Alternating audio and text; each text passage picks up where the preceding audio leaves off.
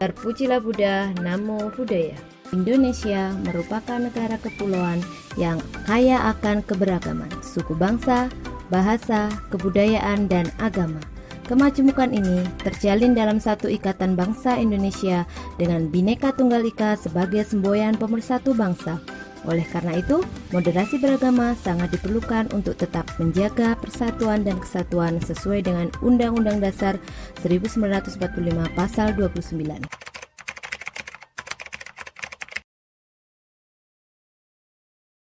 Latar belakang masalah adalah Indonesia merupakan negara yang kaya akan budaya, adat istiadat, suku bangsa, ras, agama, kepercayaan, dan golongan. Sehingga dibutuhkan moderasi beragama supaya negara Indonesia menjadi negara yang rukun, damai, aman, dan tentram.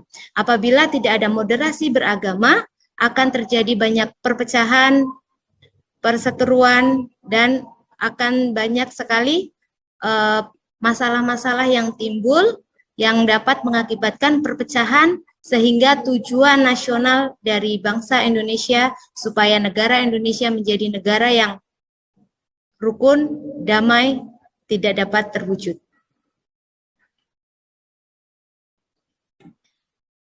Moderasi beragama dalam hal ini artinya adalah cara pandang kita dalam beragama dengan memahami dan mengamalkan ajaran agama secara tidak ekstrim. Jadi kita menjalankan agama sesuai apa yang diajarkan, tetapi tidak mendoktrin diri kita bahwa ajaran agama yang kita anut adalah ajaran agama yang paling benar. Dan kita menjudge ajaran agama dari sesama atau ajaran agama orang lain adalah ajaran agama yang tidak benar karena tidak sesuai dengan ajaran agama yang kita anut. Moderasi beragama dalam agama Buddha. Moderasi berarti tengah, seimbang, tidak ekstrim, seperti yang Sang Buddha ajarkan, untuk tidak terlalu memaksa diri dan tidak pula berfoya-foya atau bersantai-santai. Dalam Dhammacakkappavattana Sutta, Buddha mengajarkan jalan mulia berunsur 8, di mana jalan mulia berunsur 8 ini merupakan jalan tengah yang dapat dilakukan oleh semua orang tanpa terbatas agama, etnis, jenis kelamin, dan suku bangsa. Tujuan Sang Buddha mengajarkan jalan tengah adalah agar setiap makhluk termasuk manusia dapat terbebas dari penderitaan. Sehingga perlu menjalankan jalan tengah berunsur 8. Penderitaan merupakan hal yang universal, sehingga setiap manusia yang ingin terbebas dari penderitaan, hidup berbahagia, hidup damai, hidup rukun, dan harmonis perlu mempraktekkan dari jalan mulia berfaktor 8. Karena jalan mulia berfaktor 8 dapat mengkondisikan ia menjadi individu yang toleran, mampu menerima perbedaan, semangat dalam berbuat baik, dan lebih bermoderat dalam beragama.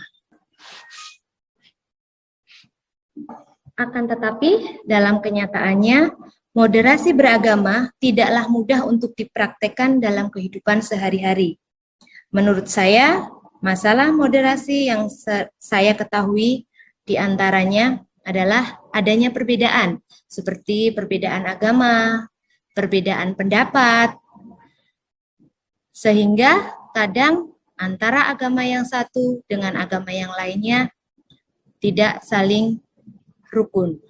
Bahkan di dalam satu agama pun terkadang terjadi perbedaan karena mereka menganggap apa yang mereka yakini, apa yang mereka pelajari itu adalah yang paling benar. Padahal mereka belajar dan meyakini agama yang sama. Tetapi yang mereka dapatkan kadang berbeda dengan yang mereka simpulkan. Yang kedua, mengedepankan sikap egois. Jadi mereka mementingkan sikap egois mereka. Mereka selalu ingin menang sendiri, selalu menganggap dirinya adalah yang paling benar, dan menganggap bahwa apa yang mereka yakini, apa yang mereka ketahui adalah yang paling benar. Tidak ada yang benar dari orang lain. Terus yang ketiga, tidak bisa merasa cukup atau serakah. Jadi ketika kita melihat apa yang orang lain dapatkan, apa yang orang lain terima adalah sebuah hal yang tidak benar karena melebihi apa yang kita punya, melebihi apa yang kita terima, sehingga kita selalu merasa kurang, sehingga kita suka melakukan segala hal supaya kita mendapatkan apa yang orang lain dapatkan, bahkan lebih dari yang mereka dapatkan. Dan yang terakhir, adanya niat buruk atau tujuan tertentu.